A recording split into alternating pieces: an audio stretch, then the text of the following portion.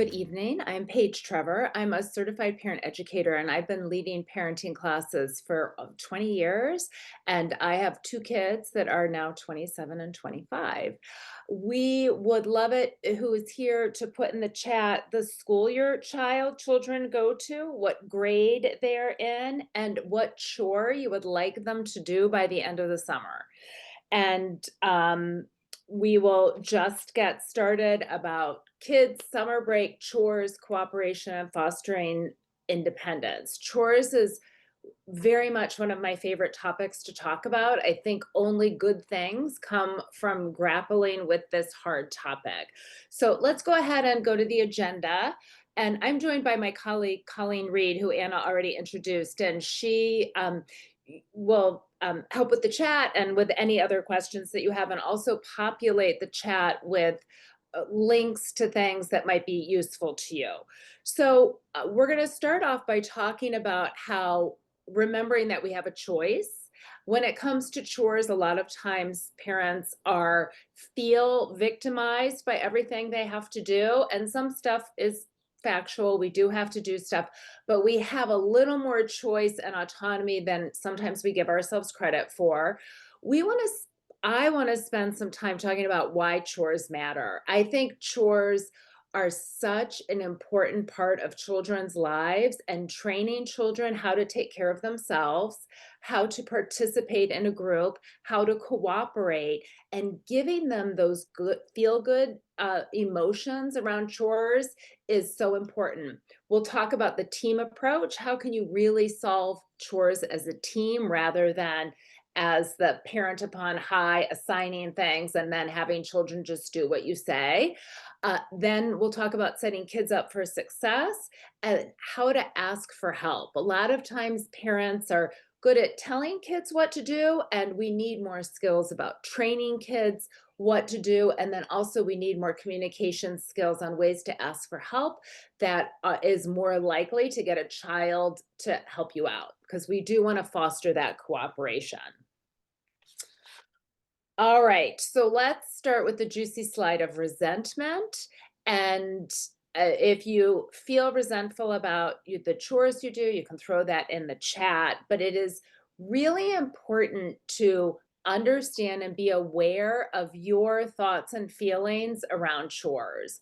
So we often feel very, very put upon because there's so much to do. And there really is a lot to do. And sometimes, though, we hold the to-dos in a high standard that defeats the purpose of being in a family. So you want to start looking at what you're doing around the house and having that energy of I choose to do it and I could do it in a slightly different way. So here's some examples of what I'm talking about. Sometimes we say to ourselves, our kids have to have perfectly clean clothes and I have to do laundry every other day. And that was a thought that I had and I practiced. And then I met somebody who bought enough underpants to last 14 days, and she tasked herself with doing laundry every 2 weeks. And she didn't care so much if everybody had a perfectly clean outfit on. Now, it wasn't crazy, out of the box, wildly inappropriate if somebody had a little ketchup on here, if somebody had a teeny bit of dirt, but she got rid of the resentment and just got on to the needs of the situation of doing laundry every 2 weeks. So she let go of that perfection and added in this autonomy piece. If this resonates with you, feel free to ask a question about it or tell me what you think. But the lever around chores, part of it is our thoughts about them, that they are not, I mean, we just usually have very negative thoughts like chores are a burden and chores suck and chores are boring. But I have a different lens to look at them. And let's go to that slide, why it matters. So chores teach responsibility for sure, but they only teach responsibility if we give the pink slip away to our kids to do the chore and let them experiment, fail, make mistakes, and do things their own way. It fosters independence. It also helps kids feel competent.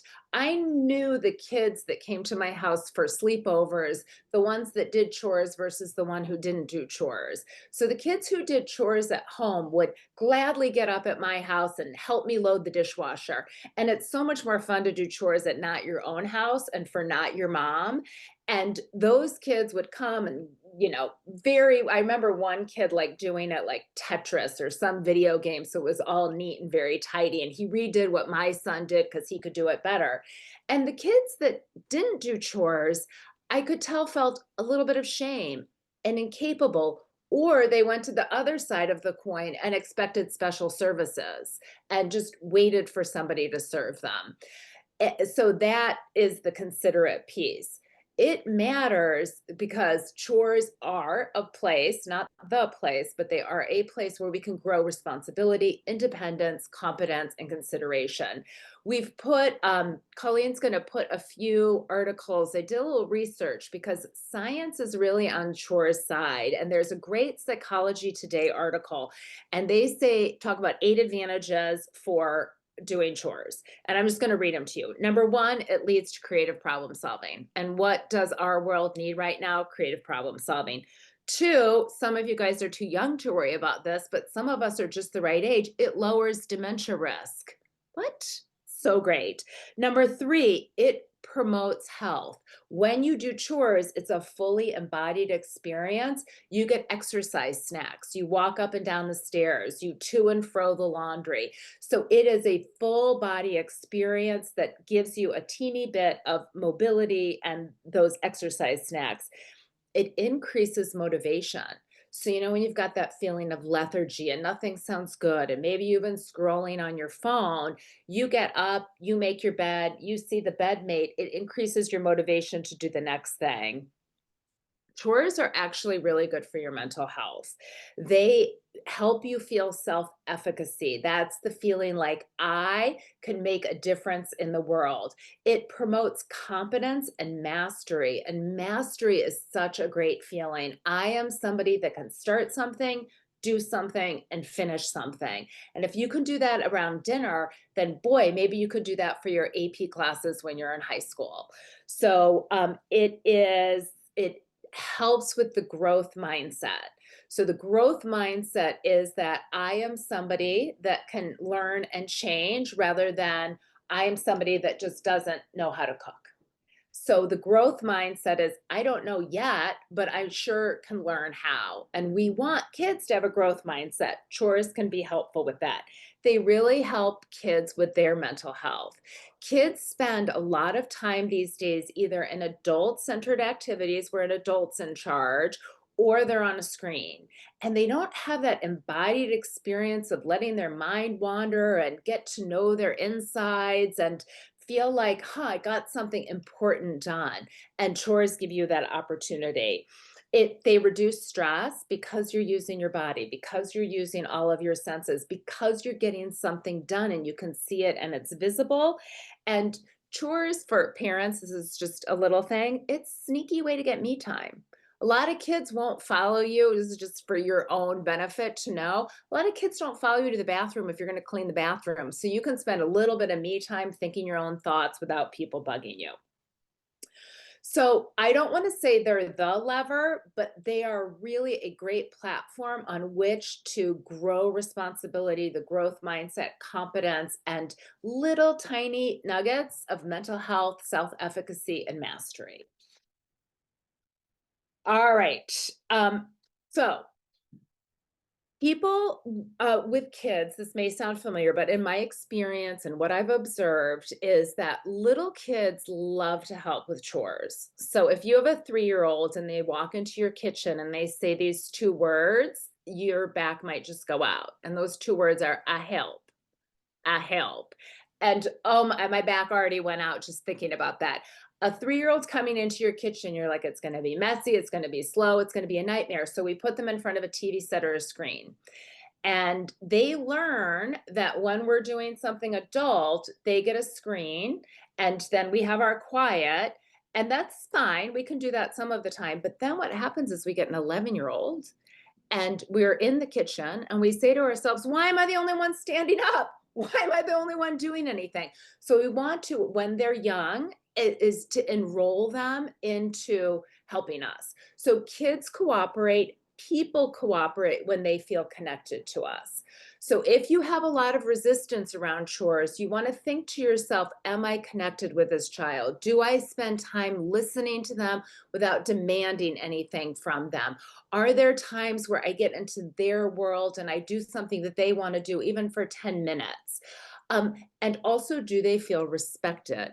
So kids cooperate, people cooperate when they feel respected. And respect comes in lots of different ways. Respect means that you no, this is what I think parents really, what kids want from parents, and that is for you to love and admire them just the way they are today. And I think that's a really quick way of looking at respect. Exactly how you are today, it's perfect. Now, of course, you can grow and change, and of course, I can grow and change, but you are somebody who's a good problem solver. You're somebody who wants their life to work out. I don't have to give you a lecture about that you aren't trying hard enough. You are somebody that is valuable, and that helps promote respect. So before you start with chores, you want to think to yourself, does my child feel connected to me? And do they know that they're respected by me? And you might be doing a lot of things that you think are connection, but we just want to make sure the child feels like they're connected. So once you get the connection piece and the respect piece, then we want to move into capable. So, capable is such an important thing for kids to feel inside of their bones. And the quote we have is, I believe I can do it. That's what the child thinks. There is a Rudolph Dreikurs wrote a book that is an old book now. We don't recommend it as much, but it was, the title of it was Everything, which is, it was called Children, the Challenge. And I loved that title because it wasn't children, it's easy, what's your problem? It was children, that it's a challenge. So he said, never do for a child what he can do for himself. And sometimes we accidentally do that. Sometimes we tell them to put their shoes on if they're 5 and over, and they know with every fiber of their being that they don't go outside without shoes on. Sometimes we pack lunches for them when they can pack lunches themselves. Sometimes we nag and remind them about homework when they're perfectly aware of what their homework is. We want to get out of doing things for the child that they can do for themselves and get into the role of being a guide and a trainer rather than a nagger and a reminder and a rescuer. So kids feel capable. Also, when we notice strengths, a lot of times people, parents try to I think about family life like a garden, and a lot of us parents start with weeding, and we're like, we're going to get all the yucky stuff out first, and then we'll be a happy family. But instead, we want to focus on strengths. We want to plant and notice the big butterfly bush, and then weeds tend to grow a lot less.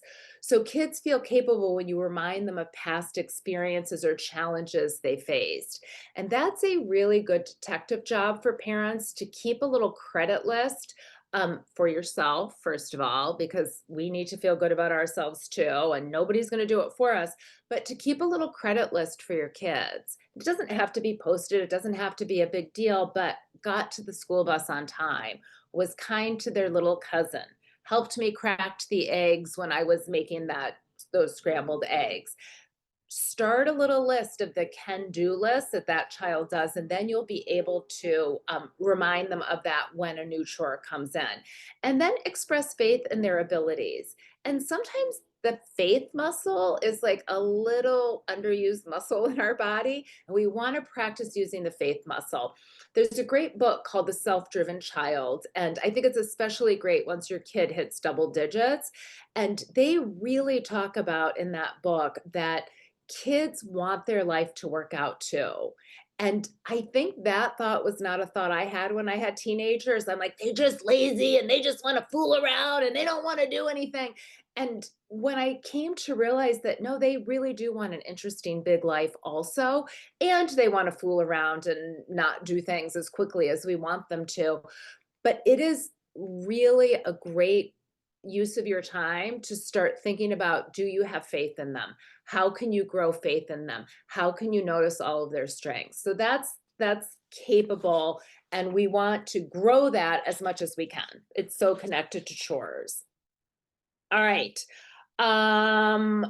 Then we have courage, and that is the idea that I believe I can handle what comes.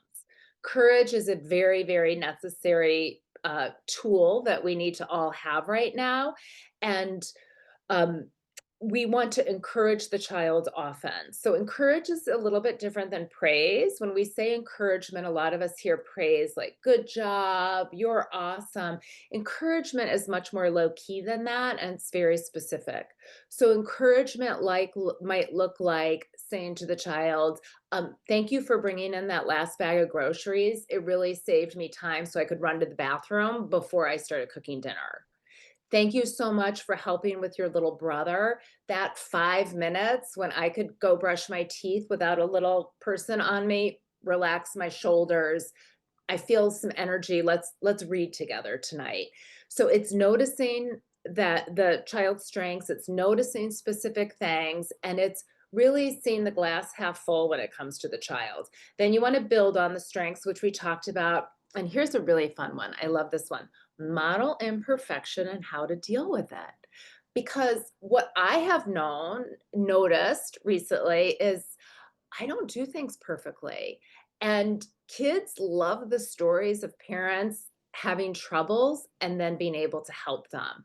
So we want to be a mistake friendly house. We want to see kids as emerging chore doers, not perfect chore doers. So, uh, and we'll get into this when we get into the specifics of chores, but you want to think to yourself, is this child vacuuming the floor at a 5-year-old level, but I'm accidentally expecting them to do it like a 32-year-old would. So you want to model imperfection and how to deal with it. And you want to start really being flexible with your standards and showing that to your kids so that chores become a low key, easy thing to do and not this heightened, if I do it, she or he's going to criticize me anyway. And we want to help them develop the muscle to face challenges. So, the muscle to face challenges is that idea of capability. It's noticing my own strengths. It's being able to talk to myself in an encouraging way. And it's also that ability in the beginning slide to be connected and to have the respect for others and also a lot of self respect. Okay. So, uh, So yeah. let's talk a little bit about before we this is a good spot, good moment to see if anybody in the audience wants to name or share anything in the chat about like a chore or a skill you'd like to your child to learn, or you want to train your child, or something that would help you in the household. We could also talk a little bit about some of the questions and things that we hear a lot from parents. Mhm. Um, Certainly the idea that the challenge for parents, and you mentioned a little bit about this, is in order to make things go smoothly without a mess and without a lot of kind of extra time. We often, parents kind of say, oh, let me do that, and have the child not participate. And like you said, when they're little, they're very often very interested in helping. And then as they get older, that interest kind of wanes. Mhm. So the idea of uh like, and actually we'll have some ideas later about sort of asking them for help, getting them involved in that. Mhm. But this idea like of embracing the goodness and the benefits of helping our children learn these chores, uh, Mhm. uh, rather than trying to do it if maybe more efficiently or with less time. Yeah. Yeah, slow chores. That's really I just found with the kids when my kids were little that I had to retrain myself to cook messy and slow. And it was an investment I made, and I did not make myself do it every night, but once a week I would have one kid in to cook with them, and I was like, I'm not going to be annoyed.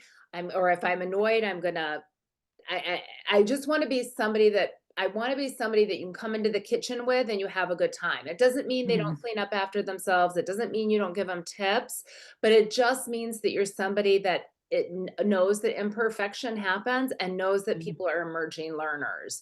So Right. chores, let's just start offering Colleen things that we Yeah. hear, and if it resonates with anybody, just throw it in the chat, or you can raise your virtual hand. But their chores come in a different varieties. So there's chores that people have to do for themselves. So that's like brushing teeth, making your bed, doing your own laundry, packing your own lunch. It's like self chores. What do I Mhm. mean? Making sure your Mhm. backpack's ready. Anything else? Maybe, yeah, making sure your backpack right, like taking care of your things. Yep, taking care of your things. Oh my gosh. So here's a little aside. I'm also a professional organizer, and there are like beautiful, lovely adults that have great jobs that don't take care of their things, and then they hire me to help them take care of their things. So kids who don't take care of their things, they're not bad people. They just need some more training, and that's fine. So Mhm. if that sparks anything, let us know. And then there are chores that are more community related. So that's like Mhm. vacuuming, tidying the family room, doing the dishes, clearing the dishwasher, those things. So if you Mhm. guys are more interested in self or you're more interested in community, you can let us know. Mhm. And kids really need practice in both of them. Mhm. Well, there's a satisfaction with taking care of yourself. Mhm. I'm keeping track of like when I need to bring my instrument to school or when I'm going to need something special, or when I'm having a quiz, like kind of trying to keep their school journal, Mhm. school planner up to date, and then and taking care of themselves, like hygiene and food, all of those things. There's a Mhm. satisfaction with that, and then there's a real sense of contribution, like you said, the capable and they're connected with their family when they're helping run the household. Because when you all Mhm. live under one roof, we do want to create a sense of shared responsibility, right? Yep, and if you have kids that are trained how to do stuff, you suddenly live in a household that when you get the flu, then the children can make, like, chicken patties from the freezer and some pasta and cut up an apple, and that's dinner for everybody, and boy, when you have the flu, it's pretty tasty. So we Mm-hmm. wanna start thinking about, those so those are the kind of categories, and we have an ultimate chore list, I think, Mm-hmm. Colleen. Mm-hmm. We have this Mm-hmm. link, and it's great because it reminds you of what kids can do at what age, and it's important to remember that kids are way more capable. I think in the United States, we forgot that kids can do a lot of things. Kids can walk and do an errand. Kids can, they can cook way earlier usually than we are letting them cook these days, and I think the screen sort of has gotten in the way of some of it because 'cause they're less bored, so they're less, like, self-motivated, or they feel their boredom less because the screen is Mm-hmm. kind of anesthetizing them, Mm-hmm. so they're not as motivated to go do stuff. So we're just gonna try to shake it up a little, just change it a little bit, and use Yep. the summer to start practicing stuff. Yes. Okay, so this is a great one of the parents put in the chat. How do you get buy-in when your child is preteen to teenage? How to ensure consistency without having to tell them to do it each time, and how to Mhm, motivate your child to do the chore without mhm. getting money for it. Oh my So gosh, that's a good, those are good things to kind of launch us into the next part of so great. And I am curious, Anna, if you have any chores, like 2 chores you specifically would like this child to do. it. Um, Mm-hmm. and this is something that I recommend with that ultimate chore list. And I learned this by sitting in a medical waiting room with my son when he was 13. And I happened to be reading a parenting book, and I had in front of me all the things kids could do when they were 13. And I was reading it aloud to him. And what was so interesting is even if he had done a tablespoon of it, like he didn't really know how to do laundry. I hadn't really taught him, he hadn't really done it, but he'd like maybe close the door or he turned it on or something. And he's like, I know how to do that. I know how to do that. I do that. And in my mind, I wanted to say, no, you don't. You never do that. But then I realized that was very discouraging, not encouraging at all. But what I got out of that is children want to feel capable. And so I like to recommend that people print that list out if they can, and you have like a little highlighter and a pen, and people, everybody, you included, highlight everything you know how to do and put a circle around anything you're interested in learning how to do. And usually what happens is you will have like a preteen like know how to do all these things they don't do. And so we're going to take the list and we're not going to be judgy about it, but we're going to see, these are all the things they think they know how to do. How can I expand it? Now, the the thing, Anna, is teenagers are one developmental thing about teenagers is they don't care about our chores. It's just developmentally who they are. And so we may not want to wait for their buy-in. We may just want to accept grumbling cooperation, which is like 85% of the time they Right. do the thing you want them to do at some point. Right. So I was running this class with somebody who was a young adult, and she was talking about her mom. And I really related to her mom, where the mom would say, "Can you take the garbage out?" And she would say, "Yes." And a minute and a half later, the mom would go out and in a gruff way, take the garbage out and be like, "Didn't do it. I do it myself again." And this young woman was like, I just remember thinking, like, can you just wait a minute? Can you just wait a minute? And so a lot of times we have stuff on our mind, we want to check it off the list, and we assume they won't do it, but sometimes they will. So with a pre-teenager, you want to think about cooperation, and you want to think about things that are a little bit above their level and are maybe more independent and a little bit more dangerous. So like 11-year-olds, maybe they can plan a few dinners a week and they just need a protein, a starch, and a fruit or a vegetable. And you'd be surprised at how delicious some of that yucky food actually is. And you can tolerate it once a week. So the preteen is a great way for them to start doing independence and you to start being like a little bit more flexible and seeing them as an emerging adult rather than somebody that just does what you say. So it's efficient when kids do what we say, but if they equate love with obedience, we aren't looking for that because then they do that with their friends when they're higher teenagers. They think to get love, I have to be obedient and do what they say. And sometimes they do things we don't want them. Teenagers are doing things we don't want them to do. So we want to think about how can we get that cooperation? How can we get them to be engaged without necessarily having to be happy about it? Hmm. Um, and Yeah. then let's just really briefly, let me just talk about consistency. So I found with this age group that a lot of times our us talking to them is they get reactive to it and they'll start a power struggle. So sometimes you can do consistency with either a written note or you could have something, like a big sticky note with some check boxes. And instead of verbally saying something, you could catch their eye and point to the board of the thing you want them to do 5 times a week. So we want to think of ways that are communicating without giving a lecture or without, and not because we don't have important things to say, it's just that that preteen teen brain, us telling them to do things, it's almost an invitation to a power struggle. And they might wait till the last minute. Like I need to vacuum the living room or something by Friday, and it might be Wednesday, Thursday, and you're kind of wondering. And if we just wait and trust that, have faith in that ability, they could do it without any of our reminding. Mhm, Uh, mhm. Waiting is a really hard thing to do, but I've found through trial and error that it's a good idea. Yeah,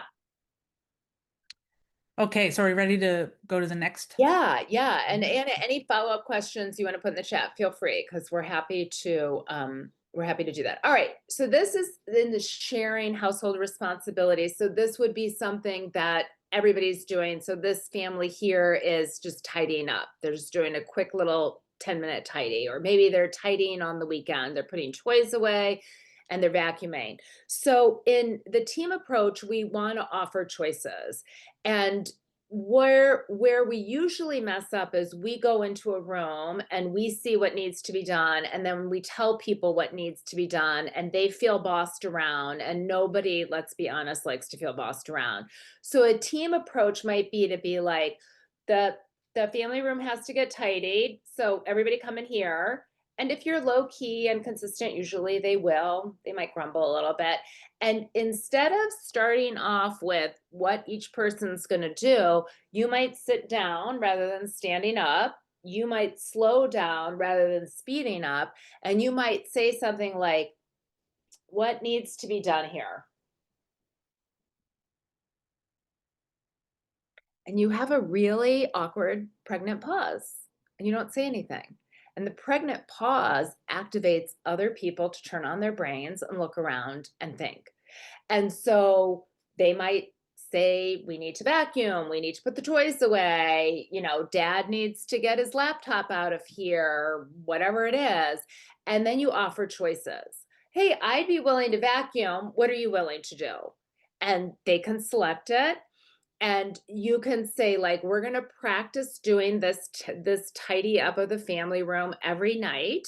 And whatever you choose, that'll be your skill, and we'll do that for a week and then we'll come together. So here's the nuanced trick is when you're doing this team approach, you do what you said you were willing to do, and you keep a little, you're like a detective rather than somebody who nags and reminds, and you just track who did their thing and who didn't do their thing. And you try not to have thoughts or feelings about it, and you try not to pin on them that they're disrespectful and don't care about the house and they'll never amount to anything. You just are running an experiment. And then at the end of the week, you reevaluate and you say, so on uh, Thursday and Friday, it went really well and it was very tidy. And on Saturday, the picker didn't pick up the toys. And you don't even have to say anybody's name. You just say the toy picker. They know who they are. What can we do differently? Does anybody need a reminder? Does anybody need something different? And then that way, you're letting them experiment with who they are without you nagging, reminding, and cajoling. And you get to sit back and see who they are because kids will surprise you. So I'm a professional organizer, and I went to somebody's house and they had, I don't know, an 11-year-old, let's say, daughter. And the word on the street was, we can't touch any of her stuff. She won't get rid of anything. It's there's no two options here. So I think we went in her room and we made like we just deleted enough in the bookcase that what really fit in the bookcase was there, and we put everything else out in the hallway. We just showed her what a bookcase looked like if it had the right amount of stuff in it, not overstuffed. And I was gone 2 weeks. I came back. That daughter decluttered, I want to say 85% of her stuff. She saw the bookcase and she's like, I don't need any of this stuff anymore. Get rid of it. We couldn't have been more shocked. And so this team approach, this offering choices, this recording what you say you're going to do, and then reevaluating gives that space for kids to start becoming who they're becoming and for you to be pleasantly surprised or, the opposite. Who knows?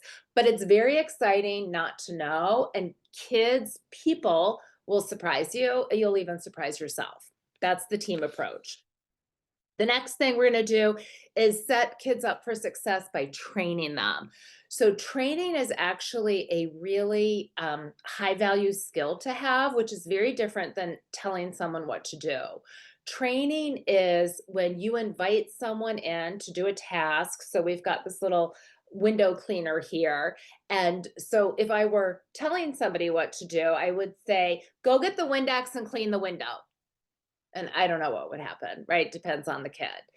But if I was training somebody, I would invite them into window washing. And then I would say, what do you think we need for window washing? I don't know. This 7-year-old, she might say the squirty thing. And I was like, yeah, you have the option of the blue stuff and it smells like this, or the purple stuff and it smells like this, and then they can choose. See, we want to start showing them the adult world is kind of exciting and you get choices and you have power. So we want to give it to them in the training.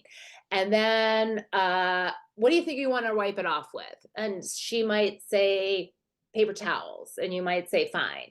And she might waste a lot of paper towels the first time, but I want you guys to think of that as an investment instead of as something we have to stop and you have to use exactly the right amount. You have to do it exactly right the first time. That's not training. That's you telling someone what to do. And you absolutely can still do that some of the time, but I want you to start folding in some training. Then you go to the window and you say, all right, what do you do first? What do you think you do first? And she would say, well, you squirt. And she would squirt, and she would probably squirt 20 times when she only needed 3 squirts. And you'd be like, great, squirt, squirt, squirt, squirt, squirt, squirt, 17, 18, 19, 20. Okay. And then what happens next? And then she starts wiping it down. And yeah, okay, yeah, circles, big circles. Oh, you see the streak over there? We want it to be streak free, I think. Circle, circle. And then you say, oh, look at the bottom here. There's like a lot of the squirty stuff on the bottom. And you'd wipe that up. And the next time you do it, you might say something like, I think there were 17 squirts. I'm curious if you used only like half the squirts, if you'd get that puddle again. And then you've enrolled somebody in to be a little experimenter rather than somebody just to do what you say. Now, I hear you through the internet that you're like, this takes forever, Paige. This is a nightmare. But instead, I want you to think of it as this is like actually a way to connect with people. And if you go back in the Rolodex of your mind and you think about who trained you how to drive, like really trained you, not yelled at you, not lectured you, but who trained you? Who trained you how to use a computer program? Who trained you how to do public speaking? Who trained you how to write?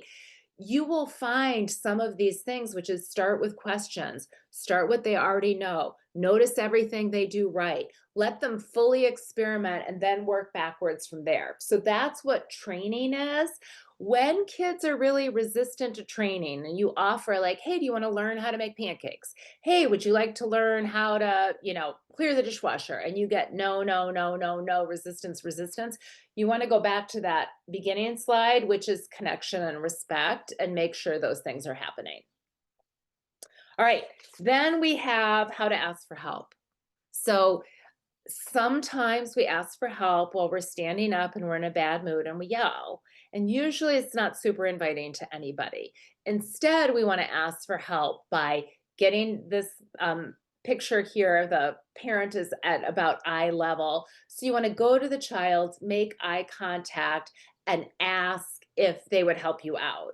Now, this is just a tool, it's not the tool. And you are perfectly entitled to just say like the groceries need to be taken out of the car. Don't ask people if it's not optional. So if it's not optional, just say the words, you may get the stuff from the car. But if you want to ask for help, hey, would anybody like to help me? I remember going down into my basement and saying, hey, Theo, could you help me set the table for the guests coming over? And he said no. And I was like willing to accept the no. I wasn't delighted. I wasn't super happy, but I also didn't make up a story that he was disrespectful, bad, and never did anything. It was like optional. I decided it was optional. And what I found is if you can graciously accept a no, they will be like, oh, I'm so sorry. I just was like finishing the level and I'm really sorry I wasn't there to help. And they'll help more if they have the autonomy to say no. So that's how to ask for help.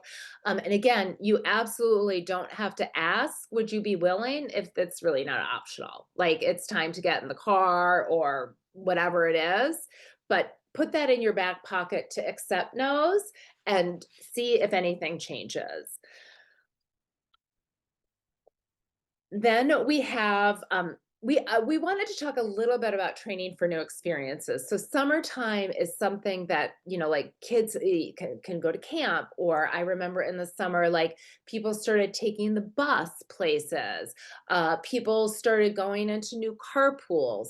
So you want to set kids up for success if they have any of these new things. And again, you ask your child what they know first, and then you can talk through the details. And you want to make sure that you stay on the same team.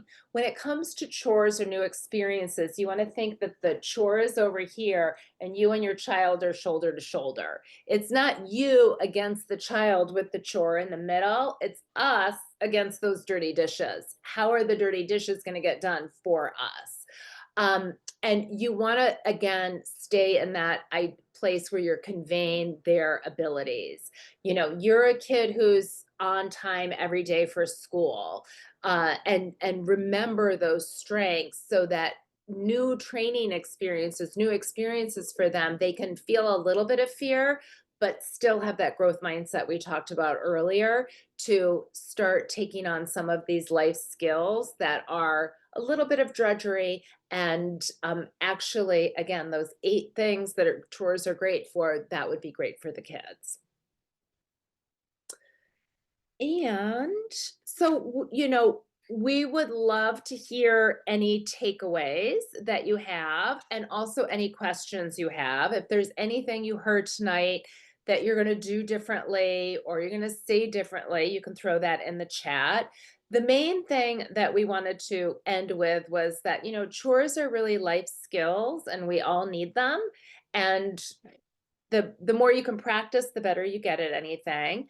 We want to encourage you guys to take time to train kids. It's such a great relationship building tool. And I also offer up, like, ask your kid to train you how to do something. Like, they might love it if you ask them to train you in, like, playing a video game, or they could train you how to play whatever little game if you have a little kid on the ground. How do you play cars? I didn't play cars when I was little, or the opposite. I never played dolls. How do you play do I use an accent? Should I dress up? Should I lay on the ground? Should I sit on the ground? And they can train you how to do kid stuff. It's great. And then again, using the team approach where we offer choices, where we use the pregnant pause, where people can have thoughts and feelings, and where we let things unravel a little bit so we can be a detective and see who we really live with, so we can minimize the nagging, reminding, cajoling, and maximize the cooperation and the effort. It's a it's a beautiful thing to know that you can talk with your child and sort of have their input, their opinions, their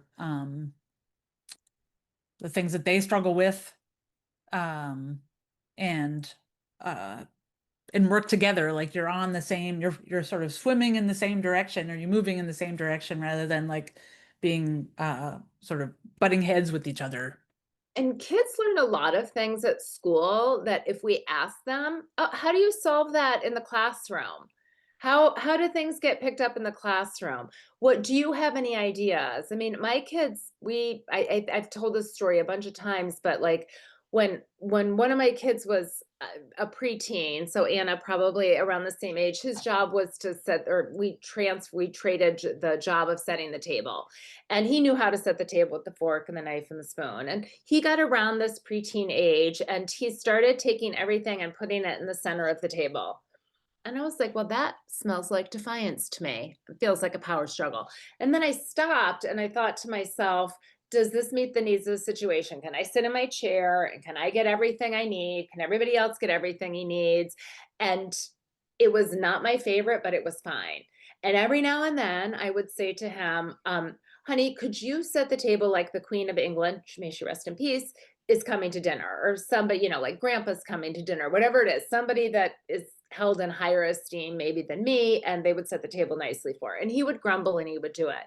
And then I learned that when he had a bunch of kids sleep over in the basement, I called it cowboy style. When you put everything in the center, it was a really efficient way for me to set the table for their breakfast. They didn't care. I didn't have to spend any time doing it. And so I was trained by him how to efficiently set the table for a bunch of preteen boys. It was a lovely learning experience. That's fantastic. So, just for the recording sake, I'm going to show we do have a list of resources, and I'll make sure that Danielle has the Yeah. document of the And I just slides. I want to also put it say, in the chat. yeah, Mhm. yeah, and I just wanna say Duct Tape Parenting has a really good list of chores by self and, by community, and she does it by age, and just Mhm. you can get it from the library, but those charts are really, really helpful to just have in your mind about what age can kids do what, and in Mhm. what category is it. That's great. And then for everyone, this is how you can get in touch with us. We're at petparent.org. We have 2 live webinars per month, so you can see their June schedule here. There is a coupon, PEP free, all capitals, that will give you the webinar. You can register for free for either of those webinars or both of them if you'd like. Um, and we also have 4-week master classes, excuse me, that we that we offer every month, that are these wonderful kind of transformational classes to help learn new skills, practice them over time, have access to parent educators to kind of guide you and answer your questions as you go. So this is how you can contact us, and we have lots and lots of programs available to parents of preschoolers through teens.